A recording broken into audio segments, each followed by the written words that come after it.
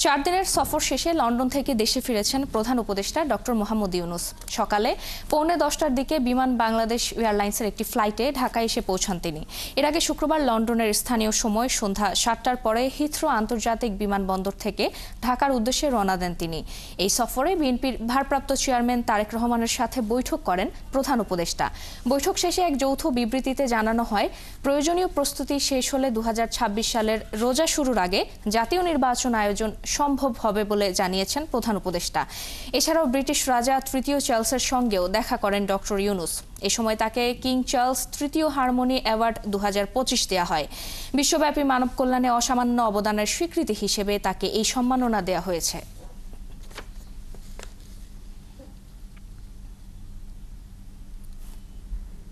ঈদের দীর্ঘ ছুটির শেষের দিনে রাজধানীতে ফিরছে কর্মজীবী মানুষ। কমলাপুর স্টেশনে ঢাকায় ফেরা মানুষের চাপ দেখা গেছে। বিভিন্ন গন্তব্য থেকে ছেড়ে আসা প্রায় সবকটি ট্রেন কয়েক ঘন্টা দেরিতে স্টেশনে পৌঁছেছে। ফিরতি পথে টিকিট পেতে সমস্যা না হলেও অতিরিক্ত যাত্রীর চাপে ভোগান্তিতে পড়েছেন ট্রেনের যাত্রীরা। প্রায় প্রতিটি ট্রেন অতিরিক্ত যাত্রী নিয়ে ঢাকায় ঢুকছে। বগিতে সিট না পেয়ে অনেকেই জীবনের ঝুঁকি নিয়ে উঠেছেন ট্রেনের ছাদে।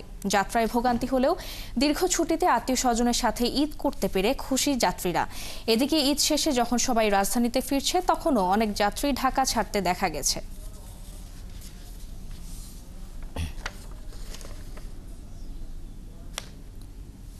প্রিয়জনের সাথে ঈদ উদযাপন শেষে জীবিকার তাগিদে ঢাকায় ফিরছে মানুষ। রেলযোগে দেশের নানা প্রান্ত থেকে রাজধানীতে ফেরা মানুষের খবর জানাতে কমলাপুর থেকে আমাদের সাথে যুক্ত হচ্ছেন সহকর্মী সুমন মাহমুদ। সুমন, দীর্ঘ ঈদের ছুটির শেষ দিনে ঢাকায় ফেরা মানুষের চাপ কেমন দেখছেন স্টেশনে, এবং রেলে ফিরতি যাত্রা নিয়ে কি বলছেন যাত্রীরা? শিডিউল বিপর্যয় বা ট্রেনে ভাড়া রাখার অভিযোগ পেয়েছেন কিনা আপনি?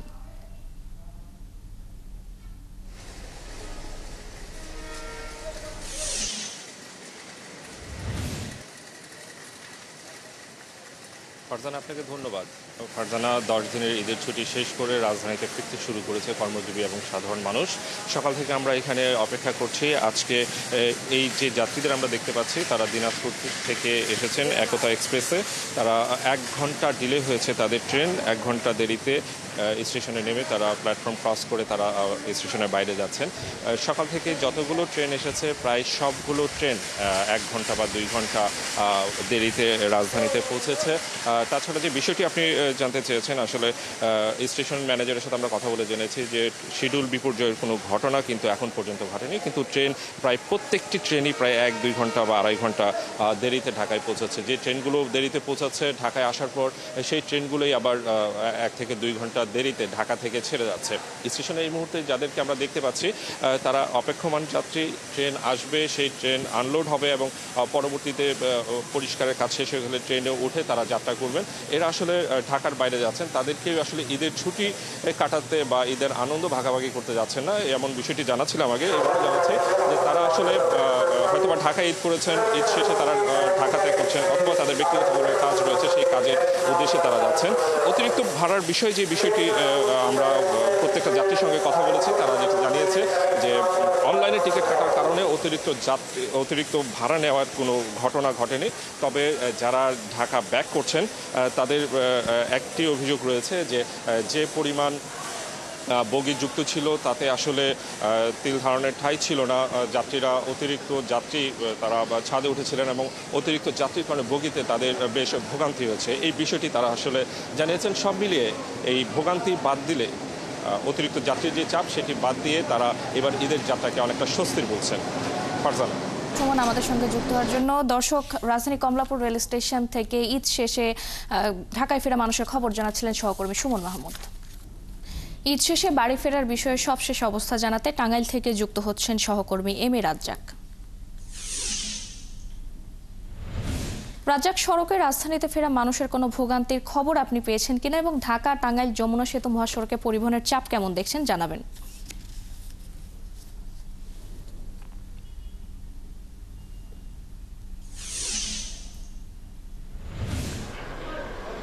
ফারজানা, আমি আপনাকে এই মুহূর্তে দেখাতে চাই আমি কিন্তু যমুনা সেতু পূর্ব পাড়ে অবস্থান করছি। পূর্ব পাড় টুল প্লাজা দেখতে পাচ্ছেন। এখানে টাঙ্গাইলের পুলিশ সুপার থেকে শুরু করে টাঙ্গাইলের 6 শতাধিক পুলিশ এই মহাসড়কে টাঙ্গাইলের সীমানায় কিন্তু দায়িত্ব পালন করছে। তবে এই মুহূর্তে যেটি হচ্ছে যে সিরাজগঞ্জে আটকা পড়া ঢাকাগামী যে যানবাহনগুলো রয়েছে সেই যানবাহনগুলোকে ইতিমধ্যে দেখতে পাচ্ছেন যে যানবাহনগুলো কিন্তু ঢাকার দিকে যাচ্ছে স্বাভাবিক গতিতে। এটি এখানে যেহেতু টাঙ্গাইলের পুলিশ সুপার রয়েছেন তিনি জানাবেন এখন সড়কের পরিস্থিতি এবং আজকে কিভাবে যানবাহন পারাপার হচ্ছে এই সড়ক দিয়ে। হ্যাঁ, আপনারা দেখতেই পাচ্ছেন এই যে টোল প্লাজা অংশে আমরা টাঙ্গাইলের মহাসড়কটি সর্বোচ্চ চেষ্টা করতেছি যে সমস্ত গাড়িগুলো উত্তরমুখী আছে সেগুলোকে একটি ভালো ট্রাফিক ব্যবস্থাপনার মধ্যে নিয়ে যেতে। তবে আমরা বেশ কিছু সময় ধরে লক্ষ্য করছি যে পশ্চিমের ওখানে গাড়ির বেশ কিছুটা টেইল পড়েছে এবং যেহেতু ওখানে দূর দূরান্ত থেকে যাত্রীরা নারী শিশু বৃদ্ধ বিভিন্ন প্রকার যাত্রীরা ওখানে অবস্থান করছে গাড়িতে। তো আমরা এখন চেষ্টা করব যে এই ঢাকাগামী যে সমস্ত যানবাহনে যাত্রীরা যারা আছে তাদের একটু কষ্ট লাঘবের জন্য আমরা এখন 4মুখী লেনে ঢাকামুখী করব। পশ্চিম থেকে 4মুখী লেনে তারা ঢাকা আসতে থাকবে, পুরো ব্রিজটা ধরে তারা ঢাকা আসতে থাকবে। তো এই বন্দোবস্ত করার একটা ট্রাফিক করার পরে আমরা চেষ্টা করব যে সমস্ত যানবাহন ধীরগতিতে আছে তারা একটু দ্রুত যাতে ঢাকাগামী হয়ে জনদুর্ভোগটা যাতে কমানো যায় সেজন্য আমরা টাঙ্গাইল জেলা পুলিশ সর্বোচ্চ চেষ্টা করতেছি এই ব্যবস্থাপনাটার মাধ্যমে। এবং আমরা ঢাকামুখী রোডটাও এই মুহূর্তে ক্লিয়ার রেখেছি যাতে পশ্চিম মুখ যে সমস্ত গাড়ি ঢাকামুখী আসবে তারা যাতে তাদের রোডটা ট্রাফিক ব্যবস্থা ক্লিয়ার করে রাখা হয়েছে যাতে খুব দ্রুত আমাদের টাঙ্গাইল মহাসড়কটা দিয়ে ঢাকা চন্দ্রামুখী ঢাকার দিকে যাতে চলে যেতে পারে এই জন্য আমরা পুরো রোডটা ক্লিয়ার করেছি। আমাদের হয়তো এই কিছু সময়টা হয়তো যারা উত্তরমুখী যারা আছেন যমুনামুখী যারা উত্তরমুখী আছেন যে সমস্ত যানবাহন তাদেরকে একটু আমরা চাপে রেখেছি কিছুটা জনদুর্ভোগ যাতে ঢাকামুখী যাত্রীদের কিছুটা যাতে জনদুর্ভোগটা কমানো যায় সেজন্য আমরা সর্বোচ্চ প্রচেষ্টা নিচ্ছি এবং এই ধারা আমরা অব্যাহত রাখবো এবং সর্বোচ্চ চেষ্টা করছি টাঙ্গাইল মহাসড়কের এই পর্যায়ে আমরা সর্বোচ্চ চেষ্টা করতেছি। আমাদের মোবাইল টিম এবং পিকেট টিম এবং সেক্টর ওয়াইজ যে সমস্ত অফিসার ফোর্স যারা ডিউটি করছে তারা সর্বোচ্চ চেষ্টা করতেছে যাতে এই ট্রাফিক ব্যবস্থাপনাটা সচল রাখা যায় এবং গাড়িগুলোকে সচল রাখা যায়। এই যে মাঝরাত থেকে সকাল 8টা পর্যন্ত যমুনা সেতুর পূর্ব পাড় থেকে রাবনা বাইপাস পর্যন্ত যানবাহনের যে উত্তরবঙ্গগামী লেনে একটি যানজটের সৃষ্টি হয়েছিল সেটি কেন এবং কিভাবে সেটি লাঘব করা হয়েছে? দেখেন, আসলে তো ঈদ উপলক্ষে তো অনেক মানুষের যাতায়াত থাকে এবং প্রচুর গাড়ির চাপ থাকে। যে সমস্ত গাড়ি উত্তরবঙ্গ থেকে ঢাকায় এসেছে গত রাত্রে বা তার আগে সেই গাড়িগুলো আবার কিন্তু উত্তরমুখী হয়েছে।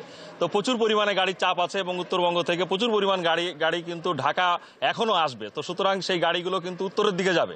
তো প্রচুর বিভিন্ন প্রকারের যানবাহন এখানে ঢাকারও বিভিন্ন যে সমস্ত সিটি বাস সে সমস্ত সিটি বাসও কিন্তু এই মহাসড়কে আমরা দেখতে পেয়েছি। তো এই সমস্ত যানবাহনগুলো কিছু কিছু জায়গায় যান্ত্রিক ত্রুটি হয়েছে, কিছু কিছু জায়গায় টায়ার পাংচার হয়েছে এবং বিভিন্ন ধরনের যান্ত্রিক ত্রুটির মধ্যে অনেক গাড়ি পড়েছে। কিছু গাড়ি ডিভাইডার করতে যায় তারা আটকা পড়ে গিয়েছে। তো আমরা সর্বোচ্চ চেষ্টা করেছি আমাদের যে সমস্ত পিকেট টিমগুলো মোবাইল টিমগুলো যারা ছিল সর্বোচ্চ দ্রুত গতিতে সেখানে রেসপন্স করে রেকার টিমটাকে সাথে সাথে নিয়ে যে ট্রাফিক ব্যবস্থাপনাকে যাতে উত্তরমুখী সচল রাখা যায় সেজন্য আমরা টাঙ্গাইল জেলা পুলিশ সর্বোচ্চ চেষ্টা করে যাচ্ছি এটা যেন সঠিক থাকে এবং ট্রাফিক ব্যবস্থাপনা যেন ভালো থাকে।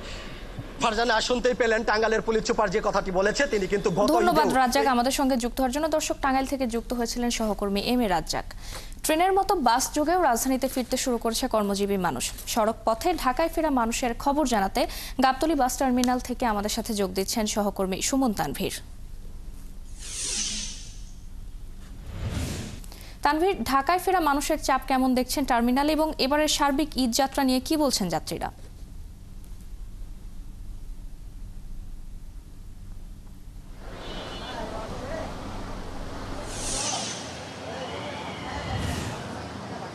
এবারকার ঈদযাত্রায় আসলে যেভাবে ধারণা করা হয়েছিল তার বাইরে আসলে তেমন কিছুই কিন্তু হচ্ছে না। আমরা যেমন দেখেছিলাম গত ঈদযাত্রার 4 এবং 5 তারিখে পরিবহন সংশ্লিষ্ট বলেছিলেন সর্বোচ্চ চাপ যাবে এবং সড়কে সবচেয়ে ভোগান্তি যাবে। ঠিক একইভাবে ফিরতি ঈদযাত্রায়ও কিন্তু এই গতকাল 13 এবং আজকে 14 তারিখে সর্বোচ্চ ভোগান্তির কথাই বলেছেন। আপনি আমার সামনে যে গাড়িটি দেখছেন সাথী এন্টারপ্রাইজ, এটি গতকাল রাত 9টায় চাঁপাইনবাবগঞ্জ থেকে রওনা দিয়েছিল। এখন কিন্তু ঘড়িতে 11টা 10 বাজে, অর্থাৎ প্রায় 14 ঘন্টা লাগলো তার চাঁপাইনবাবগঞ্জ থেকে ঢাকায় ঢুকতে, যেটি স্বাভাবিক সময়ে কিন্তু 7-7.5 ঘন্টার বেশি লাগে না। অর্থাৎ অনেকটা ডাবল সময় নিয়ে নিয়ে কিন্তু তাদের ঢাকায় ঢুকতে হচ্ছে। এবং আমরা সকাল থেকে যে এই যে রাজধানীর টেকনিক্যাল পয়েন্টটিতে দাঁড়িয়ে আছি, সকাল থেকে যে গাড়িগুলো আসছে অর্থাৎ 10টার পর থেকে আমরা গাড়িগুলো ঢুকতে দেখছি। এই সবগুলো গাড়ির কিন্তু আসলে ঢাকায় পৌঁছানোর কথা ছিল 6টা থেকে 5টা থেকে 6টার মধ্যে, অর্থাৎ রাস্তায় তাদের মোট যে সময় সেই সময়ের চেয়ে প্রত্যেকটা গাড়ির 4 থেকে 5 ঘন্টা সময় বেশি লাগছে। এবং এই গাড়িগুলোর মূল সময়টি নষ্ট হচ্ছে, যেটি আমরা দেখেছিলাম যে ঈদযাত্রায় আসলে যখন মানুষ বাড়ি ফিরছিলেন তখনও আসলে উত্তরবঙ্গের যাত্রীদের যমুনা সেতুতে এই অবস্থায় পড়তে হয়েছে 4, 5, 6, 7, 8 ঘন্টা পর্যন্ত জ্যামে পড়তে হয়েছে। আজকেও কিন্তু যারা আসছে চালকরা থেকে শুরু করে যাত্রীরা, তারাও কিন্তু একই কথা বলছে, সেতুতে তাদেরকে 3 থেকে 4 ঘন্টা একদম একটি জায়গায় দাঁড়িয়ে থাকতে হয়েছে। অর্থাৎ এখন আমরা কিছুক্ষণ আগে যখন আসলে কথা বলছিলাম সিরাজগঞ্জ হাইওয়ে পুলিশের সঙ্গে, তারাও কিন্তু সেটি বলছিলেন এবং সেতু কর্তৃপক্ষ আমাদের জানাচ্ছিলেন যে স্বাভাবিক সময়ে আসলে যে পরিমাণ যানবাহন এখান দিয়ে পার হয় তার চেয়ে অনেক বেশি যানবাহন পার হচ্ছে। তারা সংখ্যাটি যেটি আমাদের জানাচ্ছিলেন যে গত 24 ঘন্টায় প্রায় 49,000 যানবাহন আসলে সেতু দিয়ে পার হয়েছে, অর্থাৎ ঘন্টায় কিন্তু 2000-এর বেশি যানবাহন পার হচ্ছে। স্বাভাবিক সময়ে যে সংখ্যাটি কিন্তু মাত্র 700 থেকে 800 যানবাহন থাকে। তো এই যে অতিরিক্ত যানবাহন পাড়ি দেওয়া, এবং সকালে যখন আসলে টাঙ্গাইল হাইওয়ে পুলিশের সঙ্গে কথা বলছিলাম, তারা কিন্তু বলছিলেন যে এই চাপটি অর্থাৎ গতকাল রাতে যে চাপ গিয়েছে সেই চাপটি কিন্তু সকাল থেকে আরও বাড়ছে। এরই মধ্যে কিন্তু সিরাজগঞ্জের যারা হাইওয়ে পুলিশ আছে তারা বলছে ভাই নলকা পর্যন্ত অর্থাৎ সিরাজগঞ্জের রোড পর্যন্ত কিন্তু বেশ জ্যাম পড়ে গেছে। এইদিকে ঢাকামুখী অর্থাৎ টাঙ্গাইল এবং সাভারের যারা আছেন দায়িত্বশীল হাইওয়ে পুলিশ কর্মকর্তারা, তারাও বলছেন যে গাড়ির চাপ ধীরে ধীরে বাড়ছে। অর্থাৎ গত ঈদের ফিরতি যাত্রায় আমরা দেখেছিলাম যে 5 তারিখে যে যমুনা সেতু দিয়ে 64,000 যে গাড়ি পার হয়েছিল, এবং আজকে সর্বোচ্চ চাপ পড়ার কথা শনিবার, অর্থাৎ সেই 64-65,000 গাড়ি হয়তো যমুনা সেতু দিয়ে পার হবে। আর যেহেতু গতকাল মাত্র 48,000 গাড়ি পার হওয়াতেই 4-5 ঘন্টা করে জ্যামে পড়ে থাকতে হয়েছে মানুষকে, সেখানে যদি 64-65,000 গাড়ি আসলে উত্তরবঙ্গ দিয়ে যমুনা সেতু হয়ে আসলে পার হয়, তখন আসলে পরিস্থিতি কি দাঁড়াবে আর এর ব্যবস্থাপনায় বা হাইওয়ে পুলিশ কর্তৃপক্ষ কি নেবে সেটা নিশ্চয়ই বেলা হলে আমরা দেখতে পারবো। অবশ্যই তানভীর, আপনি সেখানে থাকবেন, আমাদের জানাবেন পরবর্তী সংবাদ সংযোগে। দর্শক, গাবতলী বাস টার্মিনাল থেকে যুক্ত হয়েছিলেন সহকর্মী সুমন তানভীর। নৌপথে ঈদযাত্রা মোটামুটি স্বস্তির হলেও সদরঘাটে নেমে গন্তব্যে যেতে যানবাহনের তীব্র সংকট আর বাড়তি ভাড়া নেওয়ার অভিযোগ করেছেন দক্ষিণবঙ্গের যাত্রীরা। উপায় না পেয়ে বেশিরভাগ যাত্রী গন্তব্যে যাচ্ছেন পায়ে হেঁটে। যাত্রীদের অভিযোগ, রিকশা, সিএনজি কিংবা বাস, অটোরিকশা সহ সকল ধরনের যানবাহনে 4 থেকে 5 গুণ বেশি ভাড়া নেওয়া হচ্ছে। তাদের দাবি, প্রতিবারের মতো সিন্ডিকেট করে তাদের জিম্মি করছে পরিবহন শ্রমিকরা। সকালে সদরঘাট লঞ্চ থেকে নেমে বয়স্ক রোগী ও শিশুদের নিয়ে দীর্ঘ পথ পায়ে হেঁটে গন্তব্যে রওনা হতে হয়। এসব যাত্রীদের অভিযোগ, বাড়তি ভাড়া নেওয়ার বিষয়টি পুলিশকে জানিয়েও কোনো প্রতিকার পাচ্ছেন না তারা। কারো কারো অভিযোগ, যানবাহনের কৃত্রিম সংকট তৈরি করে পুলিশ ও এক শ্রেণীর চাঁদাবাজের দৌরাত্ম্যে চলছে ভাড়া নিয়ে এমন নৈরাজ্য।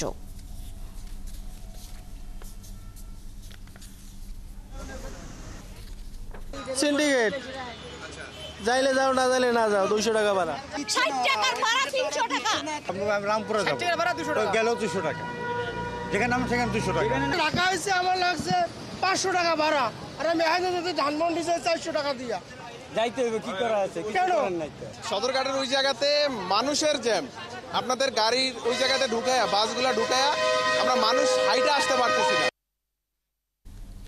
এবারও ঈদের ফেরার লঞ্চে অতিরিক্ত ভাড়া দিতে হচ্ছে বরিশালের লঞ্চ যাত্রীদের। শ্রমিকরাও বছরের একটি সময় বেশি আয়ের জন্য অতিরিক্ত ভাড়া আদায়ের কথা স্বীকার করেছেন। যাত্রীরা আরও অভিযোগ করেন, লঞ্চে ওঠার সময় হয়রানি সহ নানা নৈরাজ্যের মুখে পড়তে হয়েছে, কিন্তু কোথাও এসব অনিয়ম বন্ধের পদক্ষেপ চোখে পড়েনি। বিধান সরকারের প্রতিবেদন। পরিজন নিয়ে যাত্রায় স্বাচ্ছন্দ্য বোধ করেন বলে লঞ্চেই যাতায়াত করেন যাত্রীদের একটা বড় অংশ। তবে ডেক যাত্রীদের বিড়ম্বনা যথারীতি আগের মতোই। তাদের বাড়তি টাকা দিয়ে ডেকের সিট কিনতে হচ্ছে।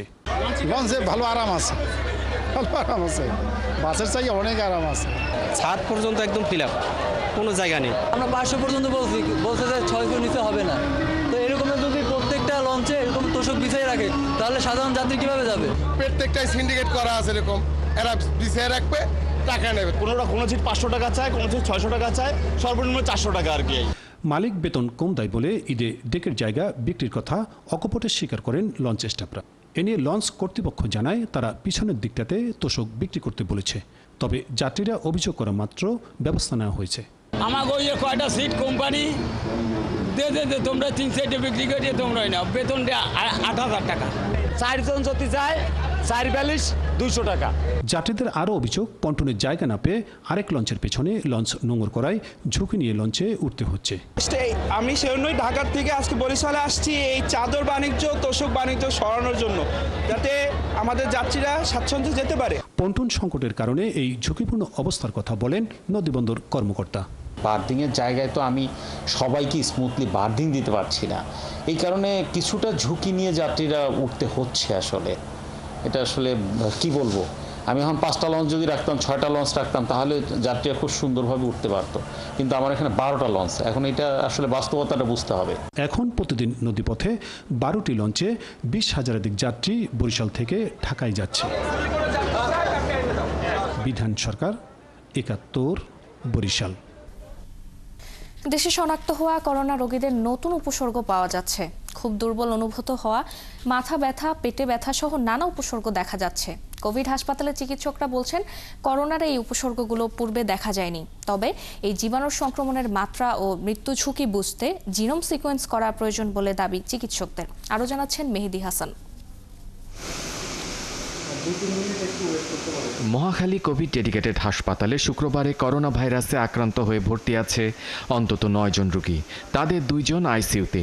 এই বছরের প্রতি মাসেই কম বেশি করোনা রোগী শনাক্ত হয়েছে। তবে মে মাসেই সবচেয়ে বেশি করোনা রোগী শনাক্ত হয়েছে, যেখানে শনাক্তের হার ছিল প্রায় 10%। কোভিড ডেডিকেটেড হাসপাতালের পরিচালক জানান, 2025 সালে সবচেয়ে বেশি করোনা রোগীর চিকিৎসা দিয়েছে এই হাসপাতাল। আগের বছরের তুলনায় এবার করোনা রোগের নতুন নতুন বৈশিষ্ট্য প্রকাশ পাচ্ছে। তবে জেনোম সিকোয়েন্স ছাড়া এই ভাইরাস কতটুকু সংক্রমণ প্রবণ বা মৃত্যু ঝুঁকি আছে তা জানা যাবে না বলে জানান তিনি। করোনার যা যা লক্ষণ বা যে কোনো ভাইরাল ডিজিজের লক্ষণ মোটামুটি একই রকম। এইখানে হাঁচি, কাশি, শরীর ব্যথা, মাথা ব্যথা, জয়েন্ট পেইন এগুলো হয়ে থাকে। বাট এইবার যেটা আমাদের বেশি পাওয়া যাচ্ছে সেটা হচ্ছে যে আমাদের অনেকের ক্ষুধামন্দ এবং উইকনেসটা খুব বেশি, এবং কারো কারো দেখা যাচ্ছে হয়তো হাঁচি কাশিও নেই। আমরা র্যাট টেস্ট করে পজিটিভ পেয়েছি কারো। দেশে করোনার কম খরচে অভিজ্ঞ চিকিৎসকের সহায়তা পাওয়ার একমাত্র প্রতিষ্ঠান মহাখালী কোভিড ডেডিকেটেড হাসপাতাল। তাই দেশের যে প্রান্তেই হোক না কেন, রোগ শনাক্ত হলেই রোগীকে এই হাসপাতালে আনার পরামর্শ দেন তিনি। অনেক পেশেন্ট কিন্তু অলরেডি ডায়াগনোসড হয়ে আসতেছে, কারণ যেহেতু আপনারা জানেন যে বারডেম বা অন্যান্য private hospital, even Comilla, Noakhali থেকেও আমাদের রেফার্ড হয়ে পেশেন্ট হচ্ছে বড় বড় হসপিটাল থেকে। সেই জন্য আমাদের যেহেতু স্পেশালাইজড হসপিটাল, অনেক পেশেন্ট ডিটেক্ট হয়ে আসে। কিন্তু এটা লং টার্ম মেমোরি কীরকম সেটা কিন্তু এই যে বিভিন্ন আউটব্রেক হচ্ছে, এই আউটব্রেকগুলি কিন্তু এটাকে আপনার বোঝাচ্ছে যে আসলে এটা ফুল প্রুফ কোনো কিছু না। সময়ে সময়ে বিভিন্ন ধরনের ভেরিয়েন্টের যে চেঞ্জগুলি আসতেছে, সেটা কিন্তু আপনার এই যেটা আমরা তৈরি করছি ভ্যাকসিনের মাধ্যমে, সেটা ভেঙে দিতে পারছে। করোনা প্রতিরোধে একমাত্র উপায় টিকা। তাই টিকার আগাম সরবরাহ নিশ্চিত হওয়া প্রয়োজন মনে করছেন বিশেষজ্ঞরা। মেহেদি হাসান, 71, ঢাকা। করোনা পরিস্থিতির খবর রাখছেন সহকর্মী মেহেদি হাসান। আরও খবর নিয়ে যোগ দিচ্ছেন আমাদের সাথে। মেহেদি, এখন পর্যন্ত সংক্রমণের হার কেমন এবং এবার নতুন নতুন কি ধরনের উপসর্গ দেখা দিচ্ছে, এবং পাশাপাশি জানাবেন চিকিৎসকরা পরামর্শ কি দিচ্ছেন?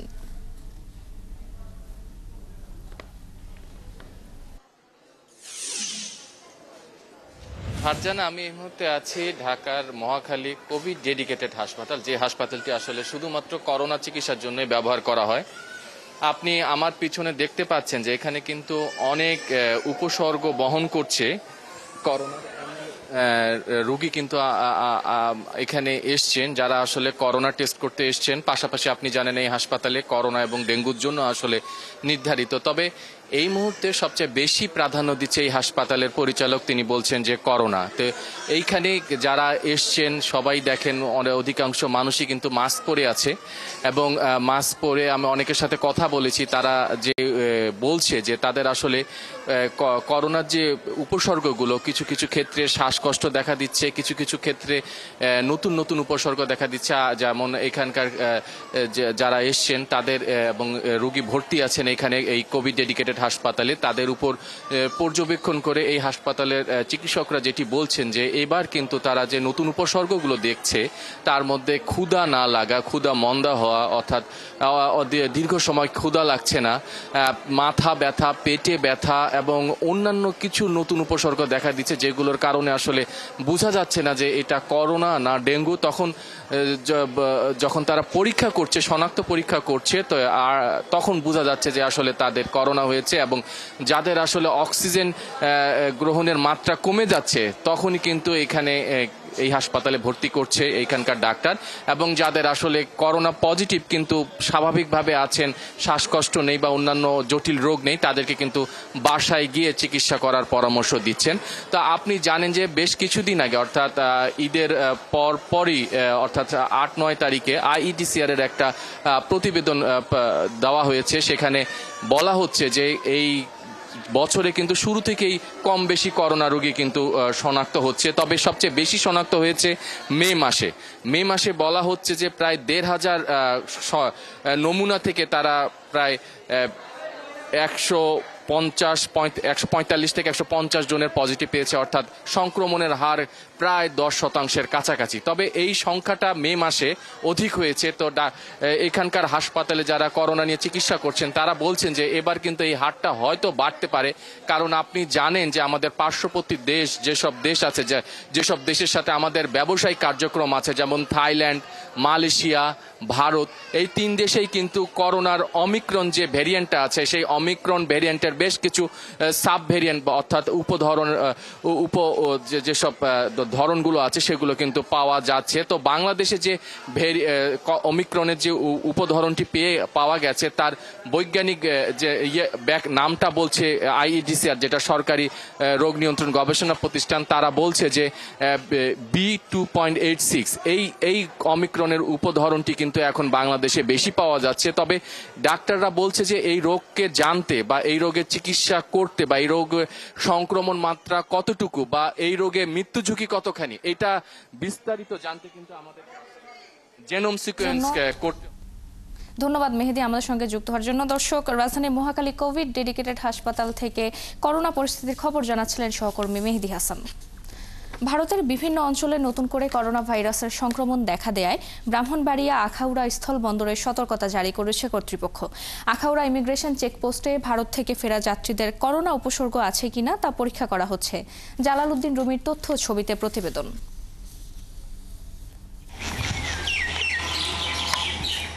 দেশের পূর্বাঞ্চলের অন্যতম গুরুত্বপূর্ণ বন্দর ব্রাহ্মণবাড়িয়া আখাউড়া স্থলবন্দর। সম্প্রতি ভারতের কিছু এলাকায় করোনার নতুন ধরন শনাক্ত হয়েছে। এই সংক্রমণ যেন বাংলাদেশে না ছড়ায় সে লক্ষ্যে স্থলবন্দরে ভারত ফেরত যাত্রীদের তাপমাত্রা পরীক্ষা সহ কোনো উপসর্গ আছে কিনা তা যাচাই করা হচ্ছে। বন্দরে নিয়োজিত স্বাস্থ্যকর্মীরা জানান, এখনও এই ভ্যারিয়েন্টে আক্রান্ত কাউকে শনাক্ত করা যায়নি। তবে আগাম সতর্কতার জন্য জনসাধারণকে সচেতন থাকার আহ্বান জানানো হয়েছে। শরীরে কোনো আছে নাকি, ব্যথা আছে নাকি, বা জ্বর সর্দি কাশি আছে কিনা, এগুলাই আমরা আর কি মূলত ওনাদের কাছ থেকে জানি এবং টেম্পারেচারটা আমরা মূলত চেক করে নেই। এখন পর্যন্ত আমরা এরকম করোনার সিমটম যে লক্ষণগুলো এরকম কাউকে পাইনি। আমরা দিল্লি থেকে আসছি, আমরা এখানে চিকিৎসার জন্য গিয়েছিলাম, সেখানে কোনো পরীক্ষা নিরীক্ষা হয় নাই করোনা সংক্রান্ত। এখানে বাংলাদেশে আসার পরে এখানেও করোনা সংক্রান্ত পরীক্ষা নিরীক্ষা করছে, জিজ্ঞাসা করছে। 5ই আগস্টের পর যাত্রী পারাপার কিছুটা কমলেও এখনো বন্দর দিয়ে প্রতিদিন 150 থেকে 200 যাত্রী পারাপারের কথা জানান ইমিগ্রেশন পুলিশের এই কর্মকর্তা। এখন বর্তমানে যেহেতু আপনার করোনার প্রকোপটা বৃদ্ধি পাচ্ছে, আমাদের নিজেদের কিছু প্রিকশন নেওয়া হয়েছে। যারা যাত্রী হিসেবে আসতেছে তাদেরকেও আমরা মাস্কের ব্যাপারে বলা হচ্ছে। পাশাপাশি আমাদের এখানে 2 জন স্বাস্থ্যকর্মী আসছেন, ওনারা যাত্রীদের টেম্পারেচারটা এনশিওর করছে। সীমান্তবর্তী এলাকা হওয়ায় বন্দর দিয়ে যাত্রীদের মাধ্যমে যেন এটি ছড়াতে না পারে সেজন্য বিশেষ ব্যবস্থা নেওয়ার কথা জানান জেলা স্বাস্থ্য বিভাগের এই কর্মকর্তা। যাদের মধ্যে এই জাতীয় সমস্যাগুলি থাকবে তারা আমাদের সাথে কথা বলবে, জেলা সদর হাসপাতালের সাথে কথা বলবে। ইভেন বিজয়নগরে আমাদের পেশেন্ট রাখার অবস্থা ছিল, আমরা ওইগুলি কিন্তু এখন প্রস্তুত করে রেখেছি। করোনার সংক্রমণ রোধে বন্দর কর্তৃপক্ষ ও স্বাস্থ্য বিভাগ তৎপর হবে এমনটাই প্রত্যাশা সংশ্লিষ্টদের। হাসিবা আলী বর্ণা, 71। কোরবানির ঈদের পর প্রথম হাটে জমেনি নাটোরের চকবৈদ্যনাথ চামড়ার মোকাম। দেশের বিভিন্ন জেলা থেকে নানা পরিবহনে লবণযুক্ত চামড়া এসেছে এই মোকামে, কিন্তু ক্রেতা না থাকায় চামড়া কেনাবেচা প্রায় থমকে আছে। মৌসুমী ব্যবসায়ীরা এবার লবণযুক্ত চামড়া বেচতে না পারায় চরম বিপাকে পড়েছে। তবে আড়তদার আর স্থায়ী ব্যবসায়ীরা বলছেন ভালো দামই হচ্ছে কেনাবেচা, তবে রোগাক্রান্ত চামড়ার দাম নেই। বুলবুল আহমেদের প্রতিবেদন। ঢাকার পোস্তাগোলার পরে দেশের সর্ববৃহৎ কাঁচা চামড়ার মোকাম নাটোরের চকবৈদ্যনাথে এবারও মৌসুমী ব্যবসায়ীদের কান্না। দেশের বিভিন্ন প্রান্ত থেকে চামড়া কিনে নাটোরের মোকামে আসলেও ন্যায্য দাম না পাওয়ার অভিযোগ এসব ব্যবসায়ীদের। তাদের দাবি, ট্যানারি মালিক আর তাদের প্রতিনিধিরা চামড়া কিনতে না আসায় দাম পাচ্ছেন না তারা। তবে আড়তদাররা বলছেন সরকারের নির্ধারিত দামেই হচ্ছে কেনাবেচা। বাংলাদেশ স্বাধীন পাকিস্তান পিওর থেকে আমরা চামড়া ব্যবসা করি, কিন্তু আমরা আগে ব্যবসা করেছি, আগে অভাব ছিল, লাভ করে তাও আমরা ভাত পাচ্ছি, খাচ্ছি। আর এখন দেশে অভাব নাই, কিন্তু চামড়া বেশি আমরা ক্যাশ নিয়ে বাড়ি যেতে পারি না। 10 বছর করতে সব কত কম দামে বেচা হয়েছে। এই উপদেশটা যেটি বলেছে সেটি তার কোনো উল্টা, মানে যেটি বলিছে তার করতে এখন 200-300 টাকা দাম কম। প্রতিটা ঘরে ঘরে মনে করেন চামড়া আটকে আছে। লোকজন মনে করেন যে কোনো আইসে বলতেছে না দেবে চামড়া কারকে দেখারই লোকজন নেই। নাটোরের ব্যবসায়ীরা বলছেন সরকার ঈদের দিন সহ পরবর্তী 10 দিন ঢাকার বাইরের জেলা থেকে পরিবহন নিষিদ্ধ করায় অনেকটাই বিপাকে পড়েছেন তারা। এই মুহূর্তে নাটোর মার্কেটে অনেক কোম্পানির তাদের প্রতিনিধি আছে, এখানকার প্রতিনিধি আছে, তারা বাজারে ঘোরাঘুরি করতেছে, মার্কেট যাচাই করতেছে, দেখতেছে, কিছু কিছু মাল খরিদারি করতেছে। বর্তমানে খাসি বরকি নেওয়ার জন্য বেশ কয়েকটা ট্যানারির লোকজন চলেও আসছে, তারা কিনতেছে, তারা অলরেডি ট্রাক লোড দিয়ে 4-5 গাড়ি পাঠাইছে। 10 দিনের জন্য মাল হচ্ছে পরিবহন নিষিদ্ধ করা আছে, যার প্রেক্ষিতে কোনো মহাজন এখানে নাই যে যিনারা এখানে মাল কিনবেন।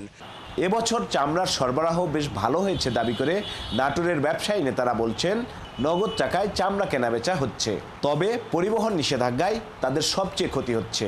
10 দিন একটা রিস্ট্রিকশন আছে, 10 দিনের পরে ঢাকাতে আমাদের চামড়া গাড়িগুলো প্রবেশ করবে, তার আগে প্রবেশ করার অনুমতি দেয়নি বাণিজ্য মন্ত্রণালয় থেকে। তো সেক্ষেত্রে ট্যানারি মালিকরাও আসতেছেন না। যে চর্বিযুক্ত মাল, এই মালটা যত আগে ট্যানারিতে পাঠানো যায় ততই ভালো। চর্বিওয়ালা মাল তো একটু লেট হলে তখন এটা ইয়া হয়ে যাবে, ওই আপনার লবণে আপনার ক্ষয় হয় কিছু চামড়াটা। নাটোরের চকবৈদ্যনাথ মোকামে ছোট বড় মিলিয়ে 2 শতাধিক আড়ত রয়েছে। এখান থেকে প্রতি বছর শুধু কোরবানির ঈদের সময়েই দেশের মোট চামড়ার 30 ভাগ ঢাকার ট্যানারিগুলোতে পাঠানো হয়। বুলবুল আহমেদ, 71, নাটোর। আয় বাড়ানোর লক্ষ্যে প্রায় 20 কোটি টাকা ব্যয়ে সুন্দরবন পিওর ড্রিঙ্কিং ওয়াটার নামে বোতল ওয়াটার প্ল্যান্ট নির্মাণ করে খুলনা ওয়াসা, কিন্তু গত 5 বছরে প্ল্যান্টটিতে আয় থেকে ব্যয় বেশি। এই অবস্থায় লোকসানের ঘানিতে পড়ে এটি এখন ওয়াসা কর্তৃপক্ষের গলার কাটা হয়ে দাঁড়িয়েছে। এরই মধ্যে পরিবেশকরা তাদের ব্যবসা গুটিয়ে নিয়েছে। অভিযোগ, যিনি দায়িত্বে আছেন তার অবহেলার কারণেই উৎপাদন ও গুণগত মান ক্রমেই হ্রাস পাচ্ছে। সোহেল রহমানের ক্যামেরায় বিস্তারিত কনক রহমানের প্রতিবেদনে। ব্যক্তি মালিকানাধীন প্রতিষ্ঠানগুলোর বোতলজাত পানি বাণিজ্যিকরণের মাধ্যমে যখন মুনাফা লোভে রীতিমতো রেসিংয়ে নেমেছেন, তখন খুলনা ওয়াসার সুন্দরবন ড্রিঙ্কিং ওয়াটারের কী অবস্থা? আজ থেকে 5 বছর আগে প্রায় 18 কোটি টাকা ব্যয়ে প্রকল্পটির যাত্রা শুরু করেছিল বেশ তোড়জোড় করে। এখন জানার চেষ্টা করব এই প্রকল্পটির সবশেষ কী অবস্থা। খুলনা নগরীর বয়রায় এই ওয়াটার বোতল প্ল্যান্টের প্রবেশ করেই হোঁচট খেতে হয় চারিদিকের নীরব আর নিস্তব্ধতায়। 18 কোটি টাকারও বেশি দামে ইউরোপ ও আমেরিকা থেকে কেনা অত্যাধুনিক সব যন্ত্রপাতিগুলো যেন কালের সাক্ষী হয়ে দাঁড়িয়ে আছে। সাথে রয়েছে নোংরা, অপরিচ্ছন্ন আর অস্বাস্থ্যকর পরিবেশ। অভিযোগ রয়েছে বোতলজাত এই পানি বাজারজাত করার কোনো পরিকল্পনা নিতে পারেনি দায়িত্বে থাকা কর্তা ব্যক্তি। স্ব উদ্যোগে কেউ যদি পানি কিনতে আসেন, কেবল তখনই যন্ত্রাংশের চাকা ঘোরে। নেই কোনো বিজ্ঞাপন, বিক্রয় ও বিপণন প্রতিনিধি। বাণিজ্যিকতার ন্যূনতম ছিটেফোঁটা না থাকায় অনেকে তো বোতলজাত এই পানির নামই শোনেননি। বোতলজাত এ পানি বাজারজাতের দায়িত্ব নিয়েছিলেন 4 জন পরিবেশক, কিন্তু 1 বছর আগেই তারা ব্যবসা গুটিয়ে নিয়েছেন। সপ্তাহে আমাকে নির্ধারণ করে দেয় যে 200 বোতল আপনি নিতে পারবেন, তার বেশি পারবেন না, বুঝছেন? তাও নির্ধারণ করে দিছে তারপর পলিসি ভালো না, তাহলে আমি কিভাবে সম্ভব আমাকে এটা ব্যবসা পরিচালনা করা। এই প্রতিষ্ঠানের লাভের আশা যেন গুড়ে বালি, উল্টো প্রতি মাসে গিলে খাচ্ছে ওয়াসাকে। আয় ও ব্যয়ের এক হিসেব অনুযায়ী এই ট্রিটমেন্ট প্ল্যান্ট থেকে গত 5 বছরে 1,13,00,000 টাকার কিছু বেশি আয় হলেও ব্যয় 2,29,33,000। আমাদের অথরিটিকে জানিয়েছি, আমরা লিখিতভাবে জানাইছি যে আমাদের এই যে রিকোয়ারমেন্ট, বিজ্ঞাপন দেয়া, তারপরে সেলস পারসন নিয়োগ করা, এইসব বিষয়গুলো আমরা জানাইছি। এখন ওনারা যেভাবে পলিসিটা ওনারা অ্যাপ্রুভ করে। মধুমতি নদী ও ভূগর্ভস্থ পানি এই দুইয়ের পরিশোধনে সুপেয় পানি প্রস্তুত করার সব আয়োজন রয়েছে এখানে। এছাড়া কাঁচামাল থেকে বোতলের ক্যাপ, বোতল ও ফিলিং তৈরি হয় প্ল্যান্টটিতেই। শ্যামরাখি না কুলরাখি অবস্থা খুলনা ওয়াসার বোতলজাত পানি প্রকল্পের। লোকসানের পর লোকসান আর ভর্তুকি গুনতে গুনতে প্রতিষ্ঠানটি এখন টিম করে চলছে। কে নেবে এর দায়? প্রশ্ন রেখেই গেলাম। কনক রহমান, ৭১, খুলনা। পরিবার ছাড়া দেখা নিষেধ উৎসব। ঈদে মুক্তি পাওয়া উৎসব সিনেমার এমন ট্যাগলাইনে বেশ ভালোভাবে সাড়া দিয়েছেন সিনেমা প্রেমীরা। সপ্তাহ পার করার পরেও পরিবারের সদস্যরা দল বেঁধে উপভোগ করছেন সিনেমাটির কলাকুশলীরাও হলে গিয়ে দেখা করছেন দর্শকদের সাথে। আরিফ হকের প্রতিবেদন। রাজধানীর কেরানীগঞ্জের লায়ন সিনেমাস, এই প্রেক্ষাগৃহে দেখা মিলল মা বাবা সন্তান সহ পরিবারের অন্যান্য সদস্যরা দল বেঁধে এসেছেন ঈদের সিনেমা উৎসব দেখতে।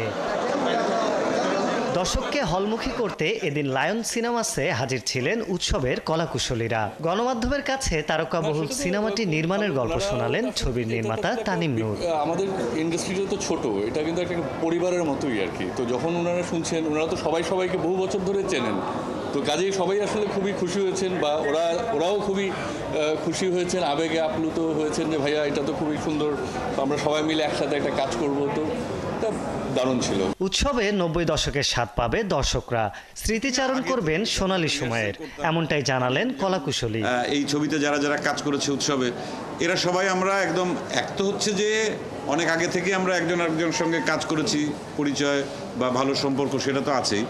অনেকদিন আমাদের গ্যাপ গেছে যে একসঙ্গে এত মানুষ আমরা এক স্ক্রিনে আমরা কখনো আসি নাই। আমাকে অনেক সময় ইন্সপায়ার করেছিল হচ্ছে এই কাস্ট মেম্বার যারা ছিল, এতজন গুণী মানুষের সাথে একসাথে একটা ছবিতে কাজ করা, এটা অবশ্যই বলে আমি সৌভাগ্যবান যে ওনাদের সাথে কাজ করতে পারছি। তো আসলে জীবনের প্রথমবার এরকম হলো, তো এটা আসলে এরকম কিছু আগে ফিল করিনি। তো এই এনজয়মেন্টটা আসলে আলাদা, এবং এটা আর একটু সময় নিয়ে আরও কিছুদিন পরে হয়তো এটা ঠিকঠাক মতো বলতে পারবো যে আসলে এখনকার এই এক্সপিরিয়েন্সটা কীরকম। সিনেমাটি দেখার পর মুগ্ধতা প্রকাশ করে দর্শকরা বলছেন, পারিবারিক স্বাদের এমন গল্পের সিনেমা আরও বেশি করে নির্মাণ করা প্রয়োজন।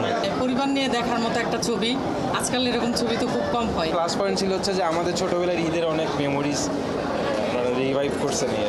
ঘটনাটা ভালো, সবাইকে নিয়ে দেখা যায়, পরিবারকে নিয়ে দেখা যায়, দুর্দান্ত সিনেমা, মানে খুবই সুন্দর, সবাইকে একসাথে নিয়ে দেখার মতো একটা ছবি। দেশের সংস্কৃতি, পরিবারের গল্প এভাবে উঠে আসুক চলচ্চিত্রে, বিনোদনের পাশাপাশি দর্শককে করুক আবেগ আপ্লুত, এমনটাই প্রত্যাশা ছবিটির কলাকুশলীর। আরিফ হক, ৭১, কেরানীগঞ্জ।